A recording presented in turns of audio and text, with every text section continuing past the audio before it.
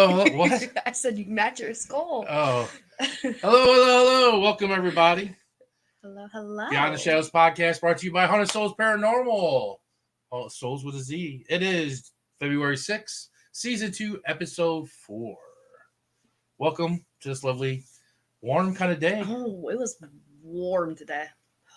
I had a hoodie on and I had to go put like a jacket with like a tank top underneath it. It was warm. Yeah. I had the windows down. And before anybody says anything in the chat, I have glasses on because I went to the eye doctor and I have my eyes dilated and stuff before y'all think. Because I know someone's going to say something. What, you think you're so cool? Yeah. I sat down at the chair when she had the screen on and was like, oh my God, I was blinded. He's like, I can't see a thing right now. And I was like, well, good thing you don't have to. But he put his glasses on. So. Yeah, so it's a lot better with the sunglasses on. Oh, yeah. This week. Who's first? And Kathy. Ooh, Kathy takes over the reign again. Oh, dang. She hopped on early, too. She have a pizza? Hey, there's Mr. Brown. Hey, Kenny. He said, made it. I didn't want to hear no shit from last week either. I was not even going to give you any trouble until you came up and said something at bowling. He came up and said, man, I'm like, I totally forgot about him not being on there. Yeah, because we started talking about Kenny. We started talking about your business too, and like witches night out and everything like that. Yeah. We're like, Kenny, where's Kenny at? He came up to me, he's like, oh, sorry, man, I didn't. I was playing Call of Duty. I was like, I wasn't even gonna give you trouble because I forgot all about it. So you got yourself in trouble there, Mr. Brown. Jeannie, hello. Jeannie. Podcast day. Brandon, hello. Lauren, no, Tex Front Porch, hello. There she is. Lauren, there she is. You ever notice that Lauren and Brandon are always like either Lauren's first and then Brandon, or Brandon and then Lauren? Yeah. Left behind. That's why I thought the Texas Front Porch was Lauren. I was like, and Lauren? Oh. And Amelita, what's up? Kenny made it, lol. Abby, hello. Speaking of Abby, I know she's on here for a reason. To just listen to the podcast, but she was going to come on tonight because she actually had a very easy day today. Oh, well, I'm glad. She had a shop all day. Abby, I thought of you, and that's why I decided to drink it on the podcast. This is the Taylor Swift root beer float that Fitz is having right now, and this is their soda. What? It's a commemorative soda bottle of soda. Well, yeah, no, I'm saying, it's called the Swifty something ice cream sundae at Fritz's. It's Fitz's. Fitz's. But this is the soda that they're using. Yeah, it's a little charm bracelet that says "I love root beer." It's Shirley Temple flavor. Yeah, that's what it is. It's Shirley Temple. You're right. That's correct. It's good. Yeah, it's a Taylor Swift. I can't think of the name of it's called, but it's a selected thing. It's a root beer float at Fritz's right now. It's a root beer float. It comes with strawberry and vanilla ice cream and stuff. No, I didn't get it. She says, you have me until chicken calls with some kind of drama. She said, ooh, I need them all. Emma said, hey, Dan, how many fingers am I holding up? 3. Then Gary Spikes SR. Hello. Welcome. Yeah, that's pretty much just our little. Anything? Oh, you got Limp this weekend. Yeah, got Limp this Thursday, so maybe something will happen. Maybe something will happen. I got a couple stories from there. I guess I'll tell you next week. Yeah, next week will be. We got some videos to show you. Some pulled up on some Estes stuff that happened at Astor Walton House. Thanks to Toast to Ghost and Opossum Paranormal, some girls I used to work with and stuff, and I hung out with they have some great videos of some really good Estes sessions. Yeah. It's really kind of cool. So we'll have those next week, and then some stories on the storefront of just investigating. You don't have nothing. You've bowed out the next 2. Yeah. Nothing this weekend. Super Bowl Sunday. Go Chiefs. It's the red. Yeah. The weekend after that will be just like Mineral Springs with Abby. And then the following weekend is Rhodes Hotel. Finally. Which we were supposed to do 2 weeks ago. They got mixed up. So that's kind of on the forefront. Yeah. Kind of working with Mr. Brown about some things maybe. holding some stuff at Kimswick. I got a meeting on Thursday with him on that one. Fancy. Yeah, fancy. So, but yeah, speaking of, I know Tex Friends is coming in. D Southpaw, hello. hello. Um, You're gonna have to read their names out much longer. I can't. No, read. you're good. I was like, I'm gonna be like, hello. I don't know your name. I can't see it. Normally, I have my glasses. I can see all comments, but I don't. I asked her if I should put those on over it. Kenny said you're drinking at 0% out Swifty soda. Better shake the off. Yeah, you're gonna have to read sorry. it out loud. You're drinking zero. Sorry. You're drinking 0% Swifty soda. Better shake that shit off and get you a real drink. Oh, alcohol. And Kathy said, thanks for stopping by. Susan said, hello. Thanks for stopping by. Who's stopping by? I guess she's talking about Kenny. I know. Oh. All right. Anything else you want to bring up right now? I mean, we'll talk more at the end. Yeah. And stuff like that. We'll get to our guest. We're going to actually have our first Bigfoot guest, or talk about the cryptid and Dogman. Right, Dogman? Dogma? Mm-hmm. Dogman. I don't know. You said Dogman. Is it Dogman? We'll have to ask him. I put it as the advertisement, so I have no idea. What's that? Let's bring him on and he can talk about it. Hello. Hello, Tex. What? Huh? This thing on? Long-time listener, first-time caller. Yeah, right? All right, is it Dogman or Dogma? Dogman. Dogman. Oh, okay, thank Dogman. goodness. Okay. I put it on the posters and everything. So I'm glad it's right. So you want to tell everybody about you? I know your friends probably know all about you, but Well, I got a little podcast like, Texas Front Porch, and it's honestly, it's a team effort. I've got a bunch of folks over there, and we even dabble in true crime over yonder. We do cryptid investigations. That's kind of my thing, but I wanted to bring the paranormal aspect into it also and get us all in the field together, so we had a lot more tools in our tool belt. Mm-hmm. And that's how that kind of all started with the blondes and the booze, and I've got a psychic medium, Danielle Diva, and so yeah, we call him a tech troll, lovingly, Randy Gilbert, and we have what I call our spiritual advisor, our local theologian, which is Jason McLean, and he hates when I say this, but he's one of the smartest men I've ever met. And I tell him because it'll bother him. But yeah, we started. Well, I started my channel, I guess 5 years ago, doing my own thing, and because back when I was 16, I had my first cryptid encounter, and of course, I'm so old I fart dust anyway, so that was a long time ago. But it was. I always say I wish it had been a daggum Bigfoot. It'd been a lot easier to explain. Mm-hmm. But it was a freaking dog, man. And the only thing I knew to call it at that time was a werewolf. Because dog man, the term didn't even exist then. And I'm not too sure right now. We've been struggling with is there a difference? Because I don't know anybody that's got one for a pet or a roommate that sits down and watches them and see if they change or not. So I'm not real sure if there's a difference between a dog man and a werewolf right now.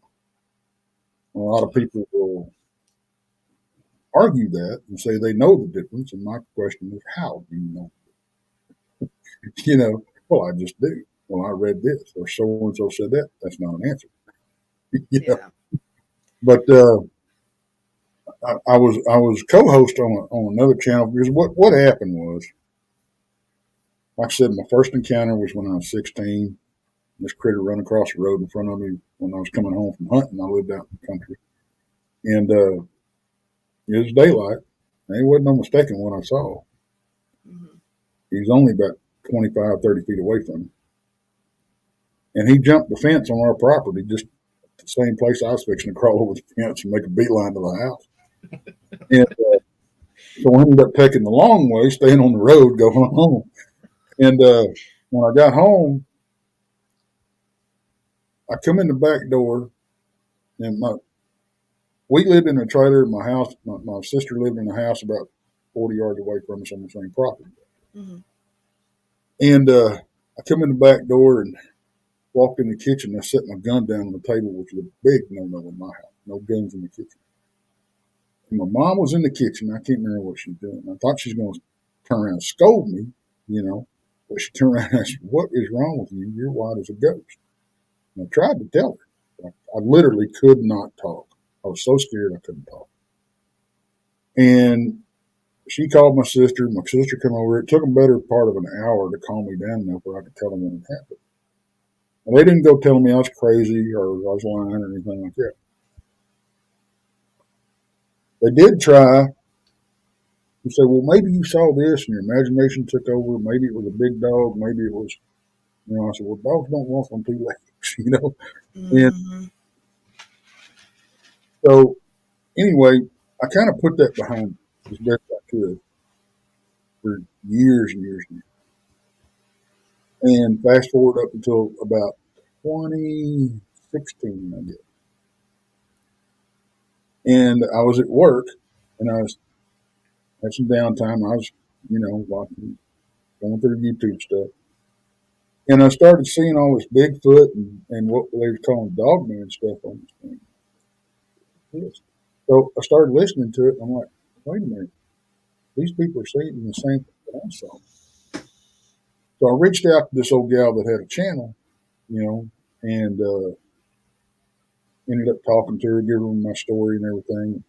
One thing led to another, and I ended up doing some voice work for her.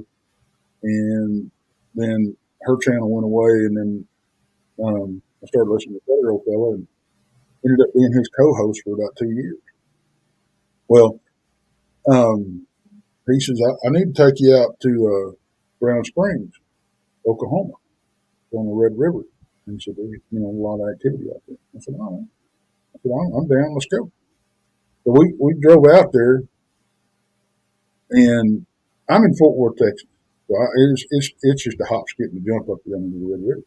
Mhm. So up there, and we pulled into this campsite in Love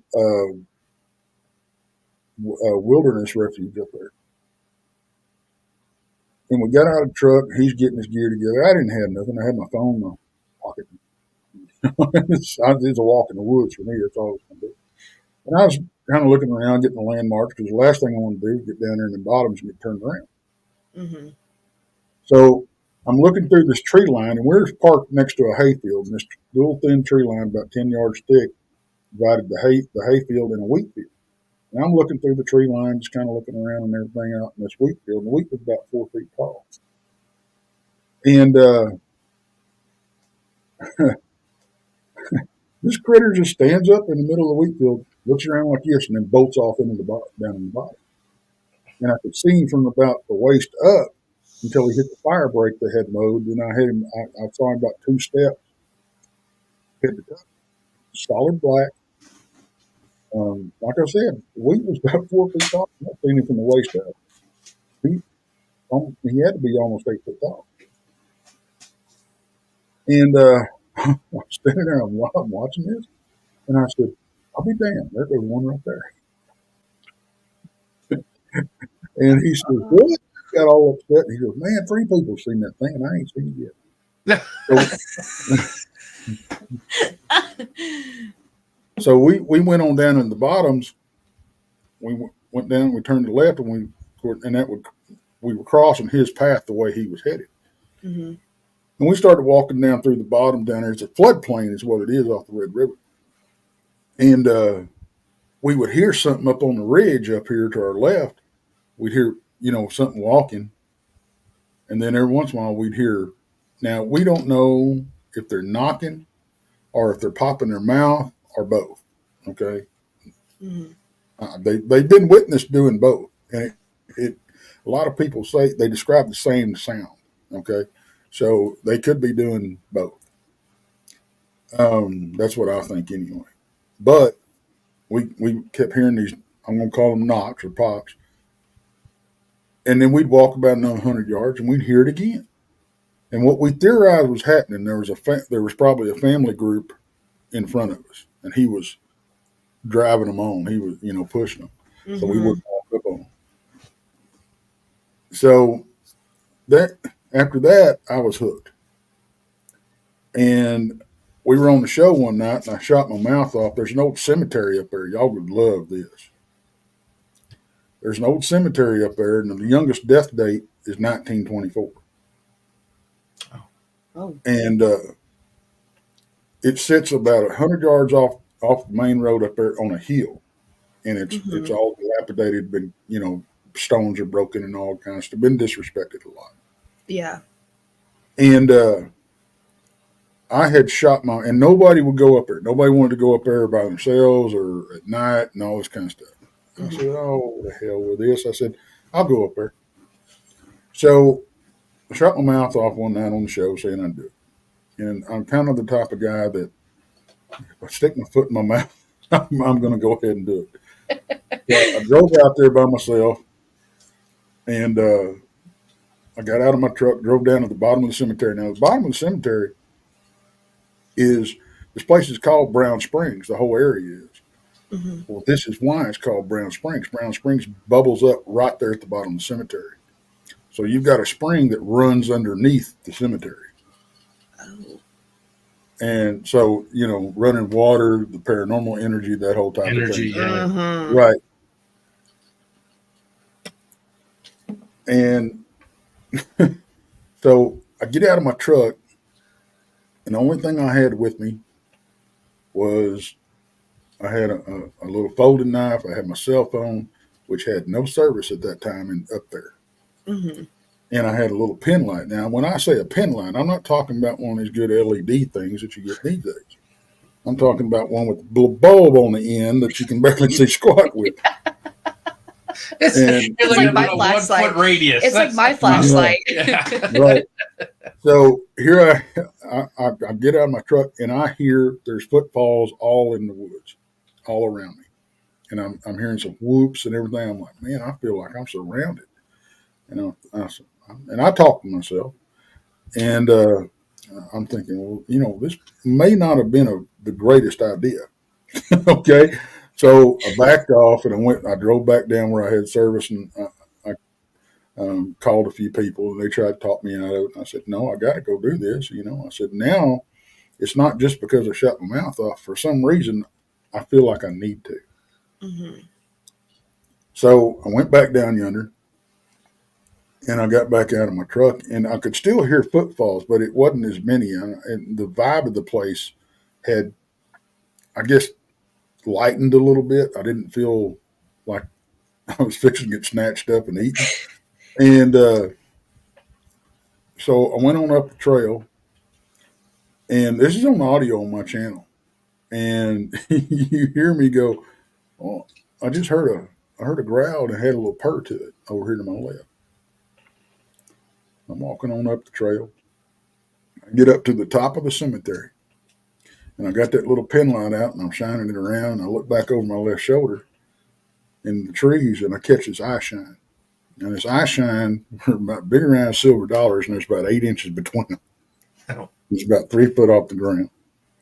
I went, all right, this is cool. It's what I come up here for, And I'm going through my head what this could be, trying to come up with a normal explanation of it. Try to debunk it a little bit. Yeah. Like, okay, look at that. If you don't try to debunk your own stuff, you ain't worth your salt. That's the way I look. Exactly. And so, well, the only damn thing I could figure out that had that big of an eye spread was either a cow or a horse. Cows lay down, horses not normally, unless they don't feel good or they're rolling. So I'm standing there, and I'm watching this thing, and it starts doing this behind the tree. Right? I'm like, all right, that's pretty cool. I may be looking at a critter here, and when I say critter, I'm talking about a Sasquatch. And it started like turning it because you know how something's just out of your light, and it's blacker than black. You can, against because of the moonlight and everything, but it's blacker Yeah. than Right. the night. Yeah. And that's what I could see, except for the eye shine. And it looked like it was turning its head, like the light was bothering it, and it got doing this. I thought, all right, this is pretty cool, And then it stood up. And when it hit about 4.5, 5 feet tall, I decided it was discretion was probably the better part of valor. And I decided I better back off. So I walked back down the trail. I didn't run because my big ass ain't running nowhere. And so I walked back down the trail, and that was it. So I started going out doing solo stuff because I figured when I was 16, I'll probably run into the scariest thing I'm ever going to run into, being that dog. I've done seen a Sasquatch, and I figured, well, as much as I've been camping and hunting and fishing and trapping all my life, these critters had plenty of chances to snatch me up if they wanted to. I don't think that's their agenda. Yeah. So I started going out camping, 2 or 3 days by myself out there, and I started having encounters. And I was getting rocks thrown at me, and not big rocks. Just the biggest one I had was probably about that big around and bounced off the top of my truck. But I would have pebbles sailing through the trees and stuff like that at me. I would see, these big dark shadows and all this kind of stuff. And that's what got me started, going out there solo. And I really didn't have a team together yet. But once I got a team together, and I thought my wife, folks, I've been married 32 years. In September, it'll be 32 years, so 31 years. I better not make her sound older than she is. But Playing it safe. yeah. So, well, I thought she knew I was going out there by myself. I never really discussed it. I just went. I said, hey, I'm going camping. All right. So, and my team thought, I thought they knew I was going out by myself. I really did. And we got to really talking about it and one night, and we were supposed to have a team meeting and everything. We still start, discuss some stuff. When it turned into a dadgum intervention, and I got grounded. So, He told on himself. Yeah, someone found out. well, then I was telling my wife, I said, dadgummit, I said, I've been going out here, I've been going out here camping up in, Oklahoma by myself for the past year or so. And my team, I knew it came from, and Pops was part of this.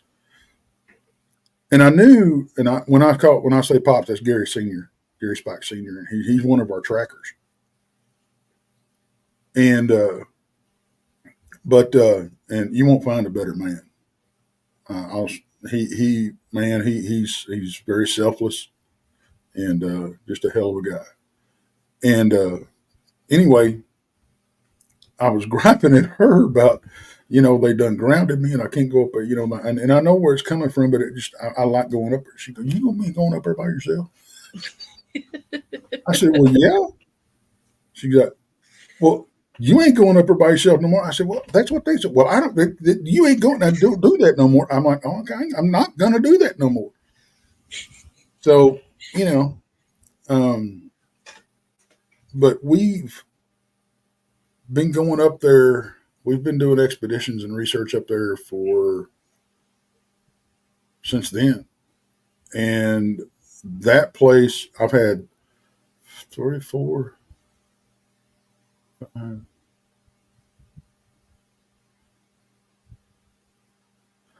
I think 5 or 6 people have sightings up there with me. But the problem is there's paranormal activity all over that damn place because of the history. It's got a very dark and bloody history. The cemetery itself is just It's got. It was very, very mistreated. It originally was an Indian burial mound, and it. Yeah, I know everybody's going. Well, here we go. Here we go. That's And the the fellow United that States has a lot of burial grounds. Let's put it that yeah, way. the area the first fellow that owned the area after the Indian Territory kind of did their thing. Mhm. What he was, I think he was Chickasaw or Choctaw. Choctaw. I can't remember which one it was. But the problem was he owned over 100 slaves, and he was not nice to them. But he used that mound up there as his family cemetery. And then after they went the way of the dodo, some white basically the community or the area around there, a bunch of white folks used it for their cemetery. Well, then another old boy bought the place, and he said, "Man," he says, "I'm on top of this hill. I got great drainage. I got a fresh spring down at the bottom. Perfect spot for my pig pens." And he builds his pig pens in the middle of the cemetery.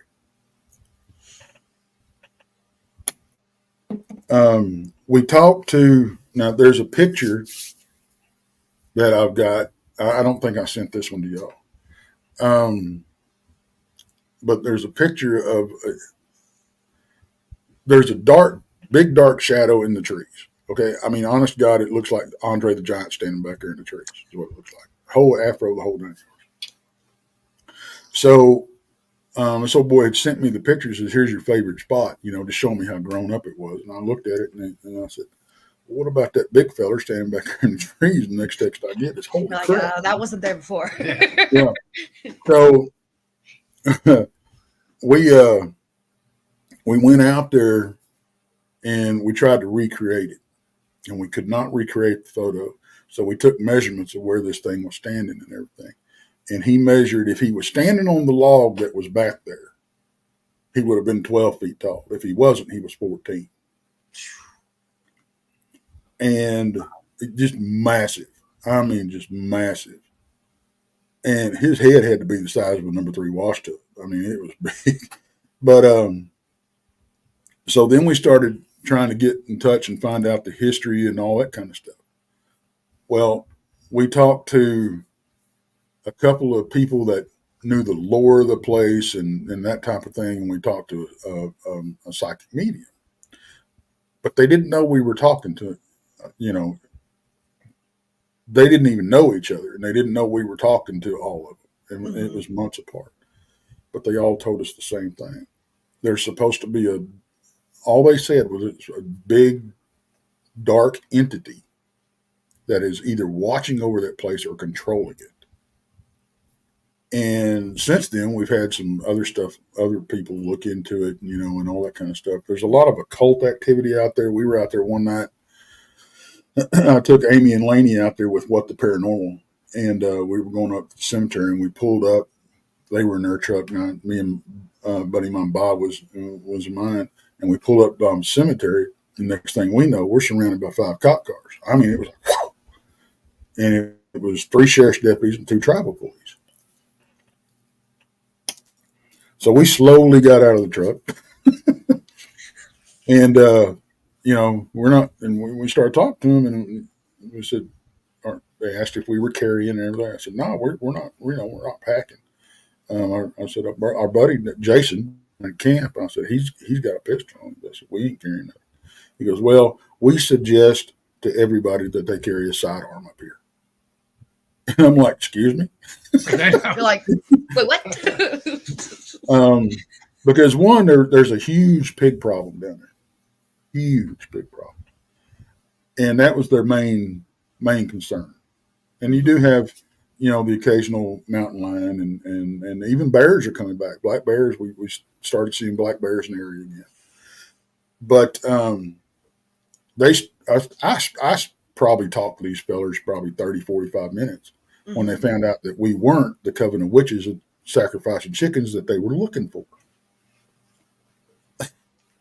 What? So Yeah.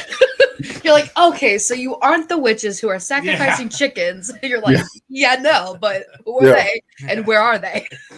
Now I'm looking for them too. yeah. So there was evidently 7 women that were driving around in a black SUV. They were all dressed in black, and they were sacrificing chickens, and that's the report that they got, and that's who they were looking for. And we hadn't seen them. Now Jason had seen a black SUV with a bunch of people in it when he was coming into camp a couple hours earlier. So we think probably that was them, and we told them that and everything. But they said, and another problem is, y'all know about the Tiger King? Yeah. Okay. Now, his outfit was originally about 40 miles away from Brown Springs. Now, when he got shut down, went to prison, whatever, the people that took it over moved it within a mile and a half of Brown Springs. And when they shut them down, there were 17 tigers that were unaccounted for. And what they told us that they'd been getting tiger reports. They'd had tiger sightings in the area. Now, if you jump back in time to my little experience when I went up there with the eye shine, that very well possibly it could have been, I'm not saying it was, could have been a tiger, but it could have been a critter too. So but anyway, you're not getting mauled by a Sasquatch or whoever's out there supernatural. You also got the big 12 foot. 12 foot entity. or 14 foot big Entity. man. You got a tiger and you got the witches. What else? Sign me up. This place sounds great. Okay, Yeah. I know I'm terrified of the paranormal guys, and I'm a paranormal investigator, but I think that terrifies me more is the real things out there. Okay. Now, Pops, who's in the chat, or was, I guess I don't know if he's still there, but him and his son Junior are 2 of our trackers. Ranger X, we have to call him Ranger X because he tends to work for the government. So, but they had come out to camp with me one weekend, and this whole weekend was just off the hook. I mean, it was crazy. The first night we're out there, it was just me and them 2, and Junior's like, he's like, I don't know, 8 years old, younger than I am. But he's Gary Jr. So anyway, he sees a 8-foot dark figure with red eyes back in the trees by the camp. Okay. Now, there's something about this that I want to talk about real quick, because I told y'all that, the paranormal, we got paranormal out there, we got critters out there, we got the whole 9 yards. Mm-hmm. So, yeah, Gary, Pops is, we know there are big cats there. Yeah, I'm getting to that one, Pops. So another thing is Pop saw something, and he saw it, and then we all turned and caught a glimpse of it. This thing taller than my truck, and I was backed in to the back of the campsite. This thing come out of the trees and run up beside my truck and then run back into the trees. We all went over there to look, and we sitting there and we was watching, and we was eyeballing this stump that's about 8 foot tall, and part of a tree that was broken off, right? And that was cool until it walked off. And like everything was fine until then. Mm-hmm. Yeah. So we was like, all right, well, we got some critters from Thought it was a tree stump. Yeah. It was either a Bigfoot or a tree beard, one of the two. But for y'all Lord of the Rings fans out there, but so the night progresses on, and these storms roll in. Now, we ended up camping through a tornado warning. And I mean, it went green on us. It was bad news. It was bad. But when me and Pops were sleeping in their trailer, and we had rocks being thrown at the trailer so hard it took paint off the side of the trailer. Damn. So the next day, some more Amy and Laney come in again, and everybody wanted to go up the cemetery. So me and Pops, Amy and Laney, we all go up to the cemetery. So we get up there, and Pops and Junior are about 30 yards away from me and the girls. Mm-hmm. Now, Cody, Amy's husband, is parked down in their truck next to my truck down at the bottom. Okay, this is irrelevant, I promise. So, and everything I'm about to tell you took place at the same time. Okay, I'm going to tell you two different things, but they were taking place at the same exact time. Me and the girls are walking along, and I don't know, it's kind of hard to explain. My arms got like flushed, hot, and like heavy. Okay, and I was like, well, what is going on? Hey, hello, Krista. And that's the Blondes and the Booze. Y'all know them. Part of our team. Or Island Misfit Toys is what I like to call us. But so my arms start getting real hot and heavy and everything. Well, Lainey, Amy's daughter, is very, very sensitive. Mm-hmm. And I call her spidey sense, but she gets a severe headache right in the back of her head when things are trying to latch on. And I was talking to them, telling them what was going on with me, and they were telling me that, well, something's probably trying to attach itself to you. And I was just like, get off of me, you know? And we had this little ghost, I guess y'all call it a ghost box, but it wasn't the one that makes the noise. It was just the words come up, you know, on the screen. Okay. So we're watching this, and we get 3 words that come up: Solo, Beast, Grace. Okay. Now, earlier back at camp, Junior, and Cody is a big fella. He makes me look little. And Junior had made the comment, damn, you're a beast, ain't you? And he's parked down there by himself, solo. Grace is the name of my truck. Damn. Oh. I named my truck Grace, 1, because it's gray, 2, because it's the name Grace Budd, which was the name of Albert Fish's, the serial killer, last victim that I think came back from the grave and got him caught. So we get that.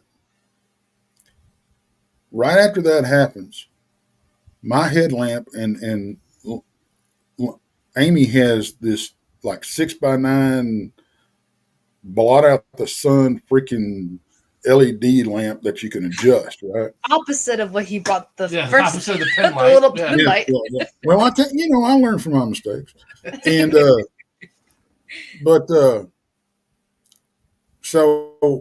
they go dark at the same time.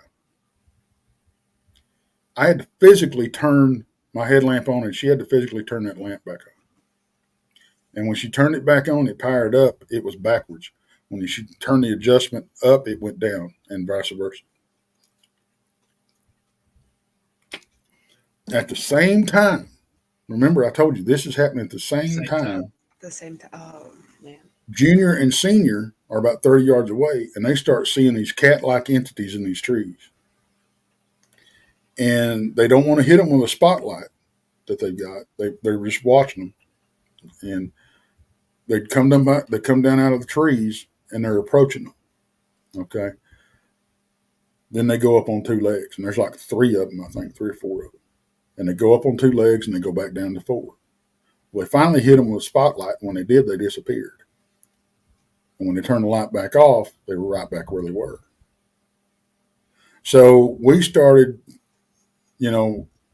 we said, well, let's just go ahead and back out. We got a lot of stuff going on, that obviously something's got everything stirred up here. Mm-hmm. So we get back, we gather, and that's when we start hearing something in the back of the cemetery circling us. We could hear footsteps, and but it was on four legs. And if you spend any time out in the woods and stuff, you learn to understand the difference in the sounds of somebody walking or a four-legged critter walking Mm-hmm. around. Now, an armadillo will fool a lot of people because they are nature's bulldozers and they make all kinds of racket. But so we said, well, let's just go ahead and back out. So we start down the trail. Pops is bringing up tail end Charlie. He's got his pistol drawn and everything, and he had already drawn his pistol when these things kept approaching him. Yeah. So we're going down the trail, and let me describe this trail to you real quick, because trail is a very generous term. Okay, it started out as some kind of road, but it eventually washed out over the years.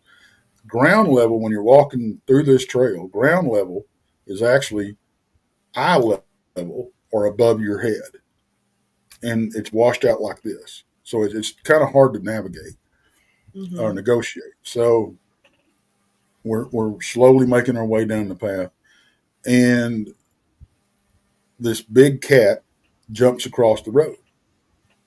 Well, about the same time, Junior sees this mound of looks like sand over on the right hand. He goes, I want to go check this out real quick. He walks over there and he finds these hooven prints that are 12 to 14 inches around. There's only two of them. So we continue down and we get in the truck. We get in the trucks and we head out. We're going back to camp. We all decided not to talk about what we experienced until we get back to camp. In fact, Ranger X was down at the camp. So we're pulled out of the cemetery. We don't get very far down the road at all. Junior hollers at me, stop. So I basically skid to a stop. He gets out and he finds a cat print about this big around in the road. Fresh one. And so we knew we had a big cat up there with us. We don't know what kind, but we know we had a big cat up there with us. That doesn't explain the shadowy cat-like figures that were walking on two legs and disappearing when the light hit them. So, like I said, all this took place to say this is all one weekend. Oh my gosh. And that's probably the craziest weekend that we've had up there. I had me and that other old boy that I first started going out there with, me and him had a time loss incident. And we didn't even know we had it until we got back to the truck. We were walking down through the bottoms and everything. And we had planned we wanted to get back in time to pick his kids up from the bus stop, blah, blah, blah. And we started getting hungry. And we said, well, let's head on back and grab some lunch. Then we'll go pick up the kids, blah, blah, blah. We left at 8:30 in the morning. We get back up to the truck. We missed where the turnoff was to go to the truck. And he knew this place like the back of his hand. I didn't know the place that well at that time. This was very early in the game. Yeah. And so me missing it's not that big of a deal. But him missing it is. But we missed it by a quarter of a mile. So we turned around and we walked back and we went back to the truck. When we got back to the truck, it was 4:30 in the afternoon. Damn. Oh, wow. That is losing some time. That's losing a lot of time. We lost about 5 to 6 hours. Wow. And so, we tried not to make a big deal out of it. I mean, honestly, I think it was we didn't want to freak each other out. Too bad. But we never really. I'm not going to get scared. We never really talked about it much, privately or publicly. Every once in a while, we kind of skim over it, but that's about it. The deal was he was filming the whole time, and when you're filming with a digital camera, you hit stop, start, it numbers the files. Mm-hmm. The problem was when he looked at the files, the numbers were all mixed up, all jumbled. They weren't in sequence. And but part of the footage is, and me and him never left each other's hip the whole time. But the footage shows somebody or something had the camera and was running through the woods, turned around 360s several occasions, and neither one of us were to be seen. That's weird. What? Oh. Now, I was telling this story on Rob's channel, Bigfoot Michigan Rob. Go check him out. I was telling this story on his channel one night, and there was a couple of people in the chat that knew this fellow, and they were asking, "What about the other part of the footage?"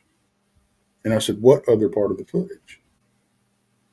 They said and they claimed both to have seen this, that there's a part of the footage where the camera hits the ground and you can see him running off. Now, I had Jessica Jones, very talented remote viewer, remote view this. And she was very hesitant about doing it because it involved me personally and everything. She goes, "I really don't, you really, are you comfortable with finding out what happened?" I said, "I need to, I do, because it's something I need to deal with, right? Because I don't know what happened." Yeah. And she was in the process of remote viewing it, and she called me at work, and she says, "Look, but I told her, I said, I don't want to discuss it until we get on air because I want everybody to find out with me, right?" And but she called me at work. She goes, "We really need to talk before we go on air about this." And I'm like, "Well, I really don't want." She goes, I really, if you feel, I'm going to tell you a little bit, and then if you feel comfortable, we can go ahead and do the rest." I said, "Okay." She goes, "Y'all were abducted." And I said, "No." I said, "I don't want to be that guy."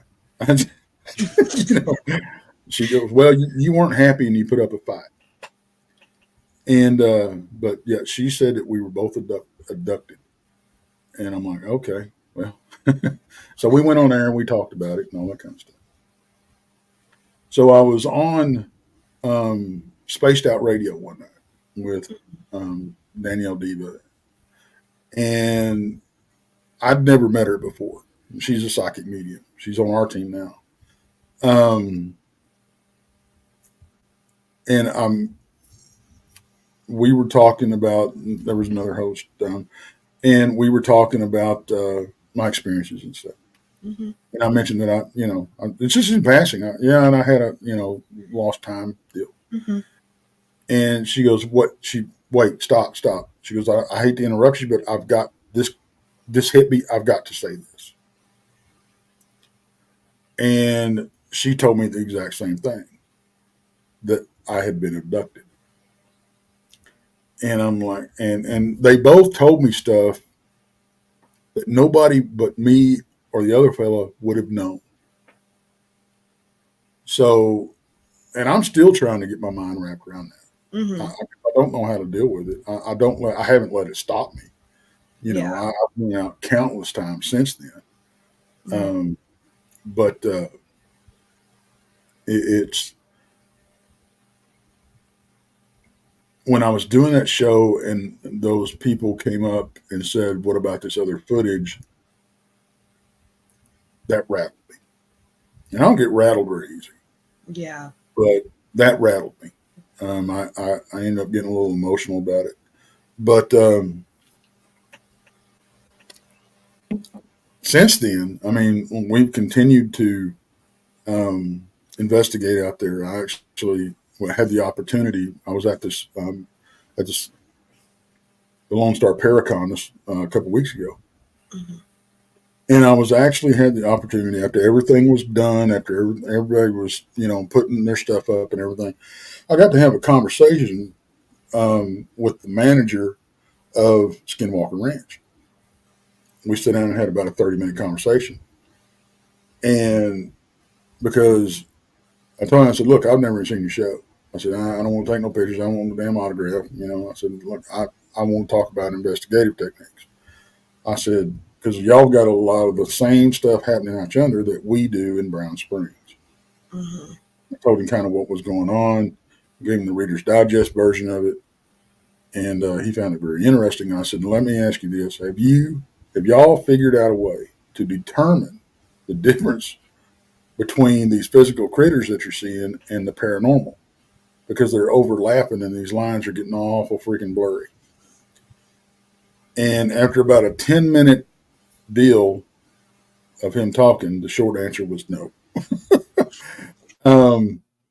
But we did get to talk about, because we're picking up radiation readings and that come and go. We picked up a radiation reading on a grave in about a 2x2 area. And it was the reading was somewhere between a microwave and a chest x-ray. But it's only there at night. So, and we're detecting ultrasound and infrasound out in the middle of nowhere almost on a constant basis. EMF readings that are moving, and I'm sure y'all have dealt with that. And the last thing that one of the last things that it's all strange. I can't say the strange thing. But we were up in the cemetery a couple of trips ago, and Nick, one of the guys, had a thermal. And it was me and Brandy from Blondes and Booze, and her friend Holly, and me and Nick, and we were up there. And he was looking through the thermal, and he goes, "What?" He's like, "What is this?" To that thing, and we're like, "What?" He goes, "I don't know. It's over there." And we didn't see nothing with our naked eye, but we passed the thermal around. Hey, Chuck. We passed the thermal around between the four of us, and that's the only way we could see it. And what we were seeing was a heat signature about the size of a cantaloupe. And it was hovering about 12 inches off the ground, right on the top of the grass. Oh. And the only way we can describe it is it looked like the bubble in a lava lamp. It was undulating. So I said, y'all keep filming through the thermal. And we got this on the channel too. And I walked towards it, and it moved away from me. Not in a big hurry, but it kept. When I got a certain distance away from it, it started moving away from me, probably 15 feet away from me. It kept that distance. And then when I moved away from it, it moved back where it was. That's checking you guys out. Yeah. And I don't know what it was, but that's well. The only thing we know to call it is a damn orb, but we couldn't see it with our naked eye. We could just pick it up. Yeah. Yeah. Well, Heidi, that works with us, our psychic medium that works with us, she says with all these new solar flares from the sun and everything, that a lot of people are going to see a lot more stuff that all the frequencies are going to be, just blending in and they're all aligning, and people are going to be so amazed that she's been saying that the past couple months though. Yeah. She's like, you're going to see more than you've ever, and that's not just you guys, that's just everybody. Normal people, everyday lives are going to start seeing this stuff. You're going to start seeing more of aligned with creatures and paranormal, and just that's what it sounds like. It sounds like all their energy is just conjoining together. Yeah. Well, and I know we always talk about the veil getting very thin. And I think of course we're saying the same thing here. Yeah. But yeah, the cryptid sightings and encounters, along with the paranormal encounters and everything, all over that we're hearing is amping up. Now, I don't know what the end game is here, but one of our concerns is, because there's a lot of people out there, and a lot of people that I love and respect, claim to communicate with these creatures telepathically, if you will. And my concern is, and I always ask them, how do you know it's Bigfoot you're communicating? And I normally get one or two answers. It's either I just know or they told me it was. And that worries me because paranormal 101, spirits are going to lie to you. Yep. They'll represent themselves as loved ones, as children, to try to get you to communicate with them even more, try to get their foot in the door. Right. And they may not have the best intentions. And that's my concern on the mind speak, is that what these things are doing. They know that these people want to communicate or want to have an experience with Bigfoot so bad that, and we know that it can pick up on our thoughts and our fears and stuff. We already know that. They used it against us a lot. That's what was happening, we think, with us when we had that crazy weekend up there. And we were seeing all that stuff happening at the same time. We were experiencing all that stuff. Yep. And so that's, I feel like it's a legit concern that it's very possible that there's entities out there that don't have our best interest at heart, that could be using these, representing themselves as these creatures or these entities or these critters to get their foot in the door. Oh yeah. I mean, you got to think of spirits and their energy. I mean, you got to think of how much, we say if you put something out there so much, you give something that energy.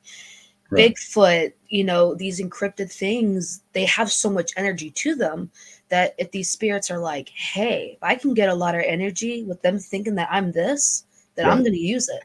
And then who knows? Like, just thinking about that, that's the scary part of it. Like you said. Want to catch up on some comments there? I know I've seen it real quick. Yeah, I can do it real quick. Bonds and Booze, Paranormal, hello. Hello. They said, make sure y'all are familiar faces, subscribe to Haunted Souls, please. They are a great group that we know, and they are great investigators. Thanks. Aw, thank you. Chuck, hello. He said, hey, Chuck's from Texas too. Yeah. Cool. He said, hard to differentiate the paranormal and a cryptic zoological, I can't speak, zoological creatures sometimes, all about the evidence. And then he responded to I'm guessing the orb energy thing that you saw in the thermal says creeping up on you. Lisa said, hey, Dan. She's from the doctor's office. Oh. I was giving her trouble. Like, she's like, I watch her. She's my eye doctor. She was like, they support our company a lot. All the ladies that work there. And that's awesome. I hadn't seen them in a while. And I was like, I don't see you on her. She's like, I watch your podcast all the time. I'm like, you never say anything. And then she's like, what am I going to say? Hey, jackass. I'm like, sure, I don't care. What's going on, Lisa? If the shoe fits, hey. Yeah. Carrie, hello. That's pretty much it. I think everyone's just listening to the amazing stories about this place. All right. So low-key terrified me. Now that's where you've seen all that. So where's the biggest place that you've seen Bigfoot, Sasquatch? Now here's the thing. Are they both the same? Bigfoot and Sasquatch, it's just a different name. Okay. I just wanted to make sure that's the right, because like I said, I've really never indulged in the whole Bigfoot thing. We've always kind of stayed on the more paranormal side, but so I didn't want to, cross any lines like, well, Sasquatch is a different version. Yeah. So so we're the same name, so good. Now, monikers for the same creature. Now, I think, and it's just my opinion, that they have differences in them just like we do. Okay. You can tell the difference between me and an Asian, or me and an African American, or whatever, right? I think that's the same thing we're seeing with like the Ohio grassman, the swamp ape, the critters that we see down here, the ones that you get different descriptions. The ones up in the northeast northwest, and further up in Alaska and Canada, they tend to be bigger, like the patty type from the Patterson Gimlin film. In Ohio, Ohio grassman is supposed to be huge. You come down south, and the descriptions tend to be smaller. They tend to be leaner. And I think it's just whatever climate they're in, really. But I think they're no different than different races of people. I do think they're a branch of us somewhere down the road that we went left and they went right down the family tree. But it's why is there no body evidence ever? Do they hide their dead? Oh, I can't wait to answer that question. But I think that's they're all pretty much the same as we're all human beings. They're all Sasquatch. Sasquatch. Okay. Okay. Yeah. All right, so go on and answer that question said, now. Lisa said, I almost said that. Oh, good podcast. So yeah, Lisa's question: Why is it that there is no body evidence ever? Do they hide their dead? All right. Now I credit these creatures. Now I'm going to answer this in several different ways because I think there's several different answers to this question. One, I think these creatures they're very intelligent. There's no doubt about that. I put them on par with killer whales. Now, a lot of people jump on me about that. Oh, they're smarter than killer whales. Well, you need to study killer whales because killer whales have their own language. Killer whales can strategically plan attacks with multiple whales involved to accomplish the same thing. Another pod of whales will come in from another area and they will teach them how to hunt in that area. Killer whales figured out, and they're the only critter out there that figured out that if they grab a shark by the fin and flip it upside down, it puts it in a catatonic state. That allows them to eat the liver. I learned something today. What you saying? You learn something new every day? No. Oh, you heard it here first? Yeah, there you go. Not first. But you heard it here. Yeah. There's a video out there of, I think it's either 2 or 3. I think it's 3 killer whales, and there's a sea lion up on a chunk of ice, floating out on a chunk of ice. They rush this piece of ice, and then they dive at the same time underneath it and wash the sea lion off the other side of it with the wave that they create. So they had to communicate if all 3 of them did it at the same time. So they, like you said, they have their own. Yeah. They had to have a plan and then execute it. Damn, sneaky. They tracked killer whales. They tracked a female for weeks, pushing her dead calf in grief. Wow. So do you think Bigfoot's that way too? I mean, very much so. Probably more so.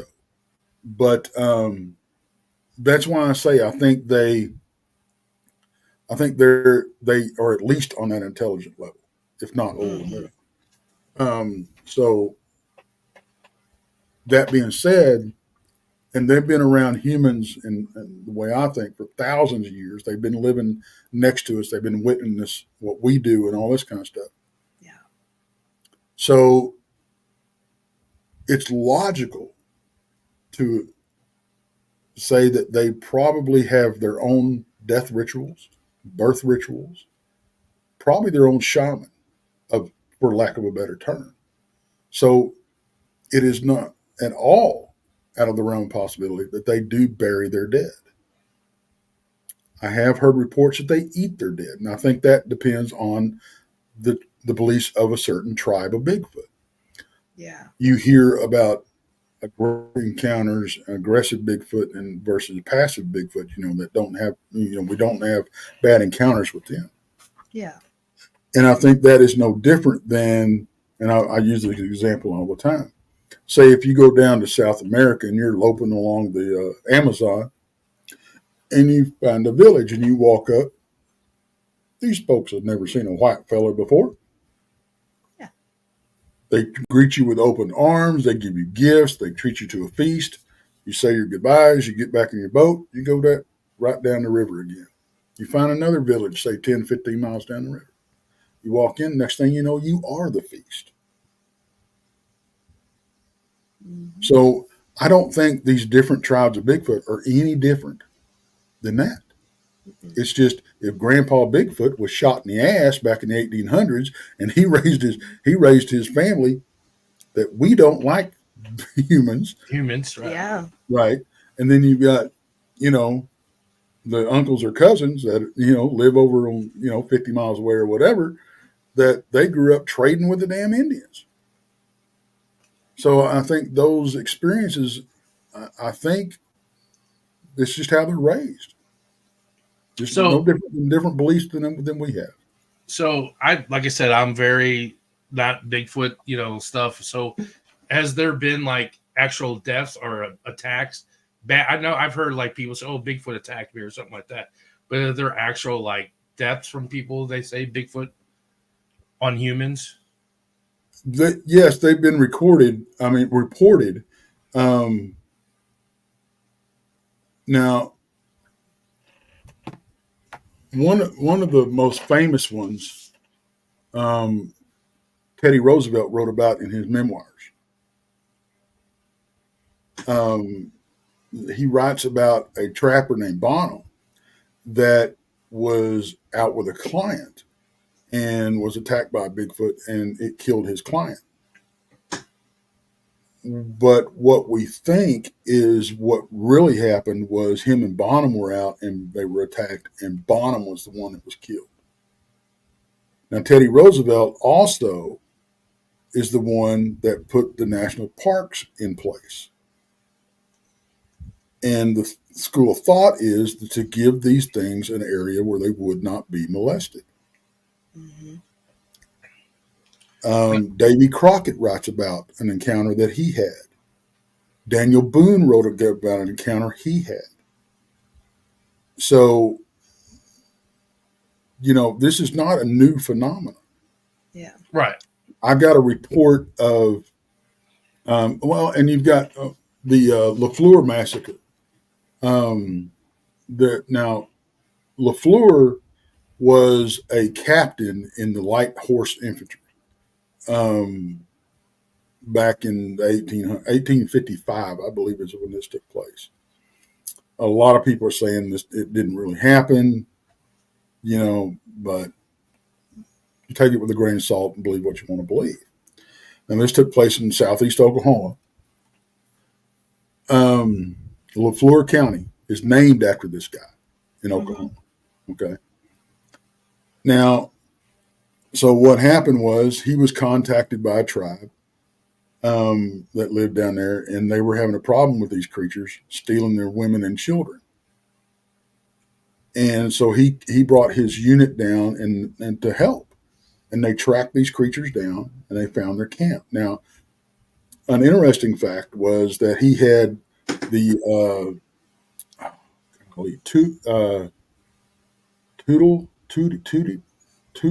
I can't remember their last name now, but they were the father and three brothers, I believe, rode with him. The 18-year-old brother, which was the youngest, was the shortest one, and he was almost 7 feet tall. The grandfathers were reported to be almost 8 foot tall. They were big. They were big guys. Now, so they tracked down this tribe of Bigfoot. They were more than likely what we call Gugway. Now, Gugway are known not to be nice. They're very aggressive. They're also called the face eaters. Okay. They're just a different offshoot of Bigfoot, if you ask me. Like I said, They don't sound nice at all. No, they're not. No, Not to cut you off, but they probably saw that 8 foot guy and be like, cousin. No. Yeah. They're not nice folk at all. But so they tracked down this tribe of Bigfoot. And they charge them. They kill several with shots to the head from their rifles and stuff. One takes LaFleur's horse out from underneath him and then tears LaFleur's head off. Wow. They end up killing all of them. The youngest brother shoots one, wounds it, and it takes off running. He gives chase. The other brothers found him just in time. He was straddling the Bigfoot's chest and had just finished decapitating him. And he raised his head. He held his head up and just a war cry. They found the corpses of 19 children that were in different states of being fed on. So they buried the 19 children and LaFleur right there. Wow. Wow. I got another. I got a report one time of this guy that was hunting down on the Red River, and he said that he gut shot a Bigfoot with a 30-30, and it stumbled out into the river on a sandbar. Two more Bigfoot rushed it off the opposite bank. One hit it high, one hit it low, and they tore it apart and ate it right there. So, and those were probably Gugway as well. So they pretty much feast off the weak then. I mean, if you're not strong enough to survive or you're hurt, they're going to eat you. Well, like I said, and I think that differs from tribe to tribe. Mm-hmm. Right. And if it would have been another tribe, they very well might have carried him off and buried him, or tried to heal him or something. But you have reports. Most time you see people that say they see Bigfoot, and it always seems to be running away. Like it don't ever want to come towards you or anything. It's like, they see me, and and they're always going the opposite direction that they're trying to get. Yeah, so that's why I asked. Well, as good as they are, and they're masters of their environment. Okay, we're kindergartners in their neck of the woods. Now you got to remember that every time you go out in the woods, you're walking into their living room. Well, hell, I wouldn't want people walking in my living room, dumping their trash in my floor. That's what we do. I mean, let's face it, we're locusts. Mm-hmm. We're pigs. Oh yeah. And so it's very disrespectful. And so I can understand them not being happy with us. But you still get reports of them helping children that have been lost. Look at I think some of the reports of 411 involve these creatures. Not all of them. I think it's there's a lot of different reasons of 411 happening, but I do think they do play a part. So you have both reports. You hear of them helping us. You hear of them being not so much, not so nice. But a lot of times, when they're not so nice, it's because we weren't nice in the first place. Yeah. Look at the eight canyon incident. I mean, they started messing with the cabin and stuff, and the guys ended up shooting at them, and they almost tore the cabin down around them. Well, I don't blame them. Yeah. Get the hell out of my living room. Any questions? Yeah. Brandy said, "Hey y'all." Hi, Brandy. Chuck said, "I have a colleague that believes that Bigfoot type of creatures are actual elements that come to check on the Mother Earth and can disappear back into different plane after doing so." Yeah, there's that school of thought, and that goes back to what's paranormal and what's physical. Mm-hmm. And we're having a very, very hard time.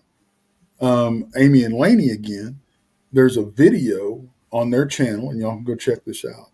It's from Brown Springs Cemetery, and it's something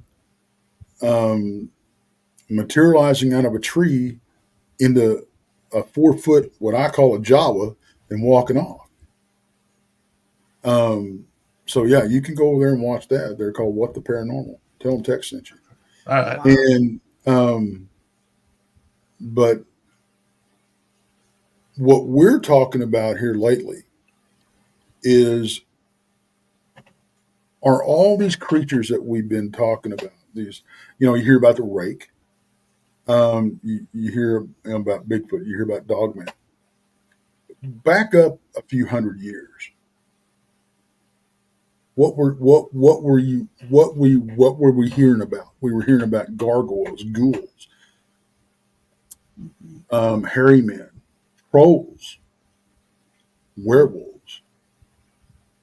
Are these all the same phenomenon, and were known as to being all part of the Fae, and we just gave them different names? So is what we're dealing with just Fae? Just a name change. Yeah. Yeah. Well, you got to think like you hear like what is like legends and tales and everything like that. Like as you get passed down and as you tell it from generation and new generations and telling it, the names get flipped around. Oh, Bigfoot and well, yeah, like Dogman would be a werewolf that people are like, well, werewolves don't think. We'll say Dogman. It's Dogman, or was you said it was Hairy Man or Hairman? Hairy Man, Boss of the Woods. Yeah, I mean that's Bigfoot.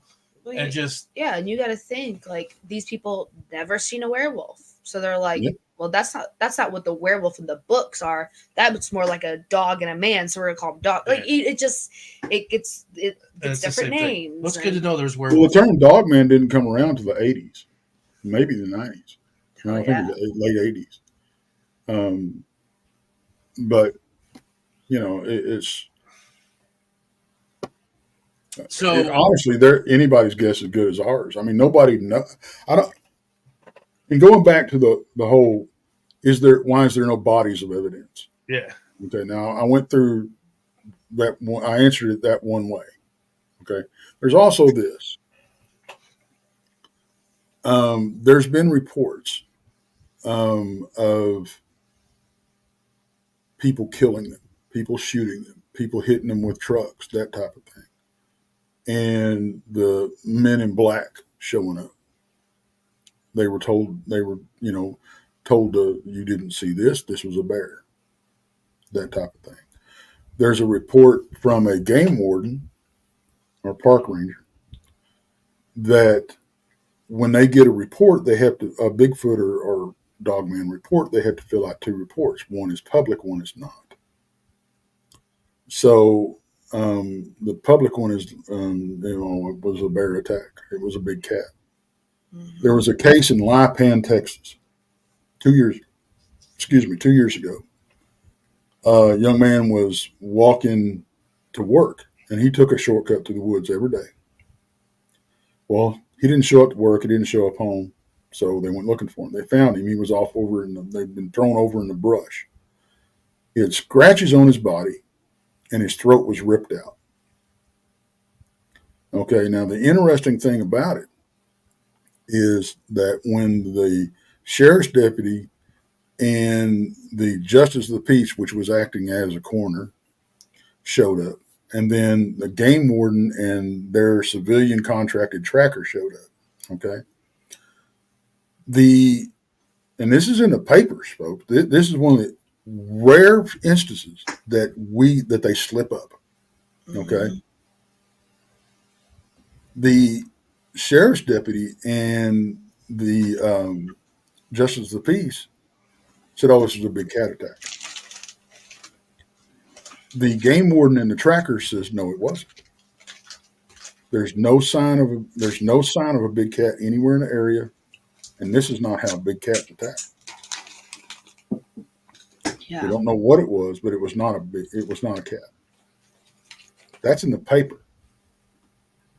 The body was, from what we can find out, the body was cremated rather quickly with no autopsy. Huh. It's our government trying to get rid of stuff. I'm telling you, right? That's a lot of people are like, well, there's been no it's not like a big thing or the news. I'm like, there's a reason, because the government don't want you to find out, obviously.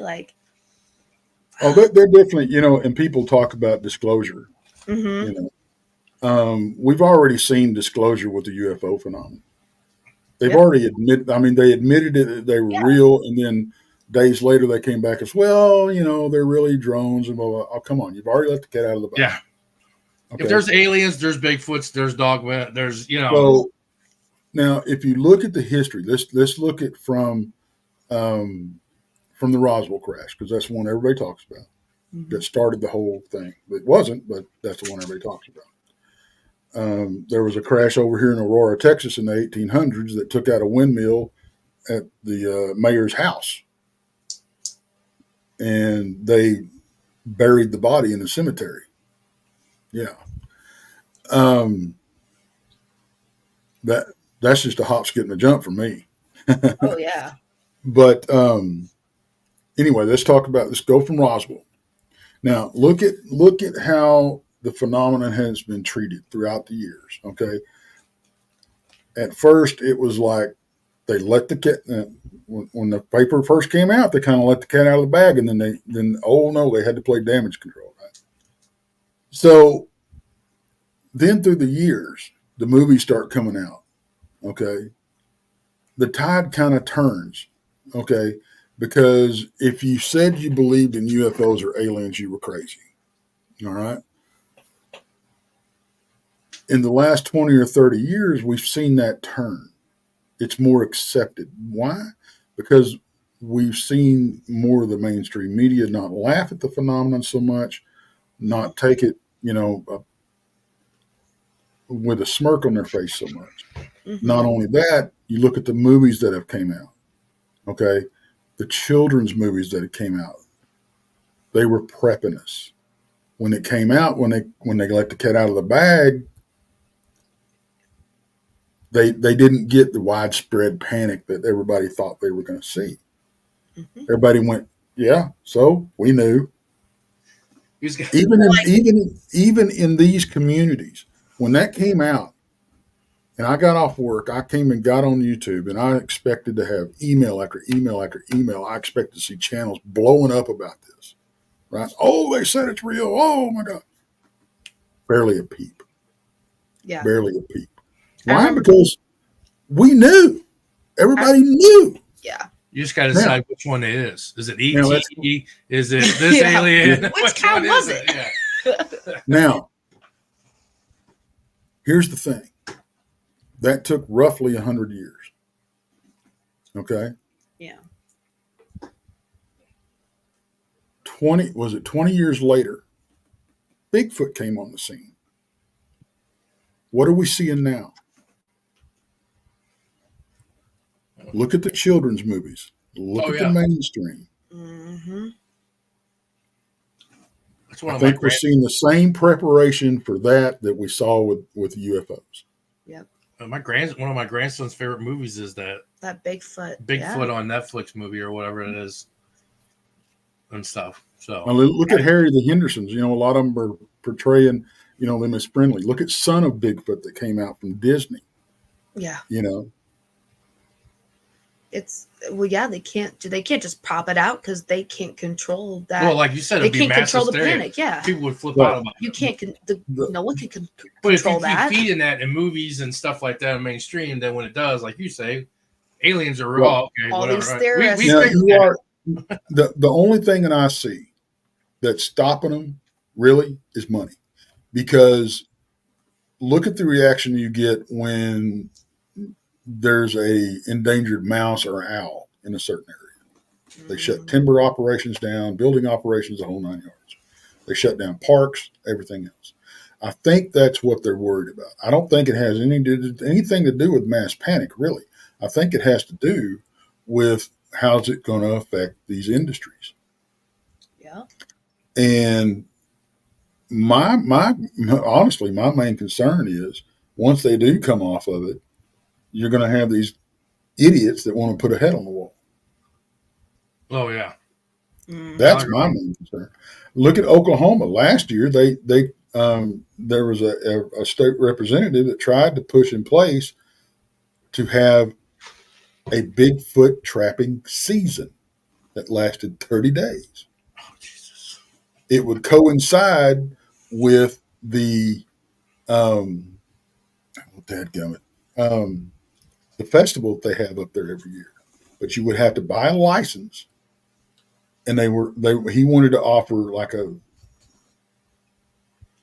$25 million reward for a live Bigfoot. Here's the thing: you never hunt things that you don't know. Like you said, just leave them alone. That's the thing. You don't know if they're nice. You don't know if they're mean. Like, it's just, you don't know it. So why are you gonna go hunt it? Just leave it alone. It's not bothering nobody. Well, it didn't pass. Okay. Yeah.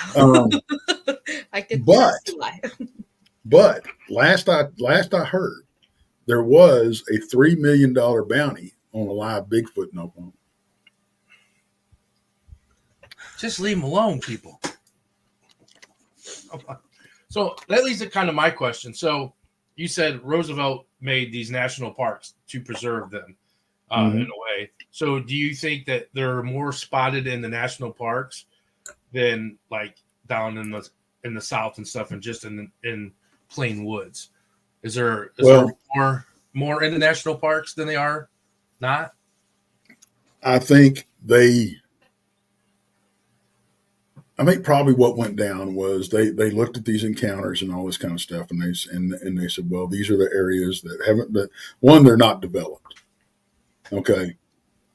So they'll eventually move on their own in these places to get away from humans.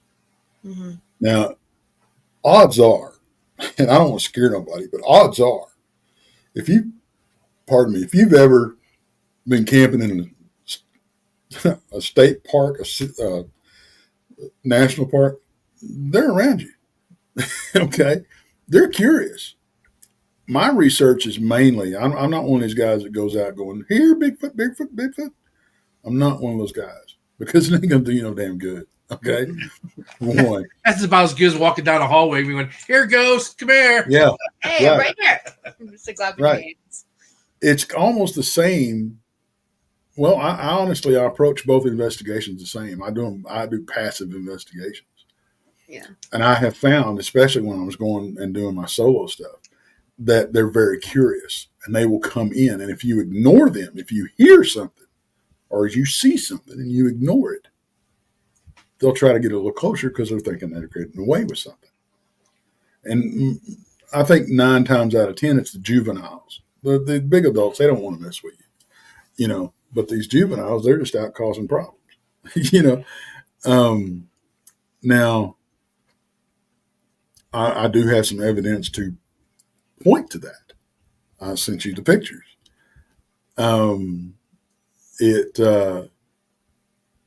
We've had one occasion, we were camping, and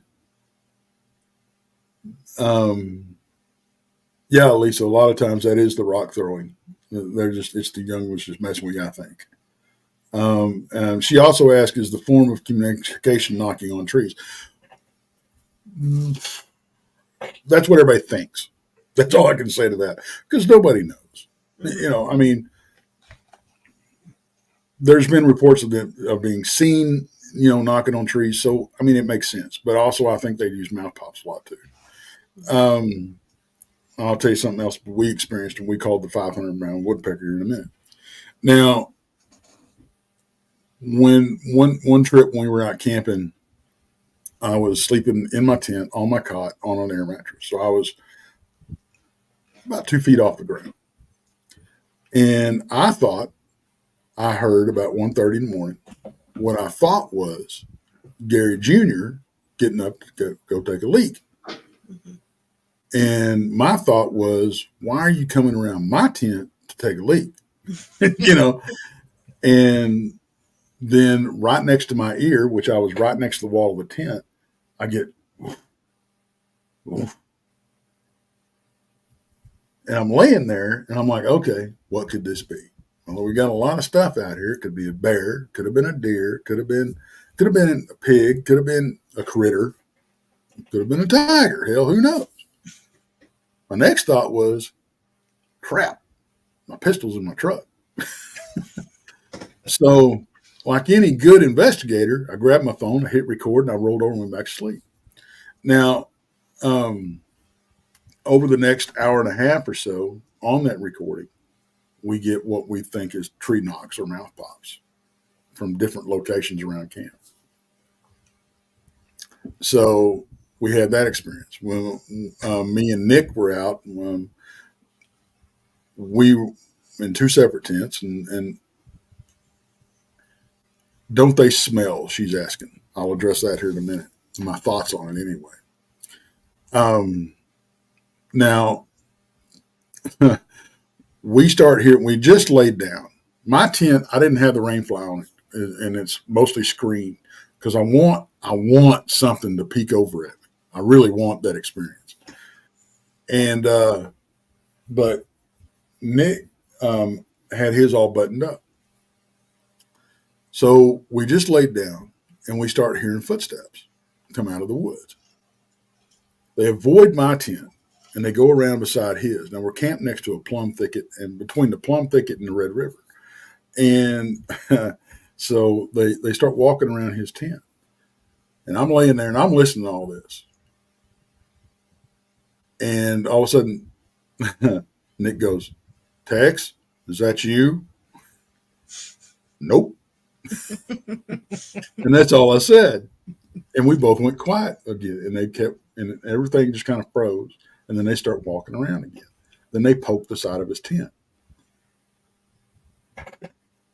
Well, I went to sleep, and he heard something being dragged. He don't know what it was. Okay, he didn't know what it was at that time.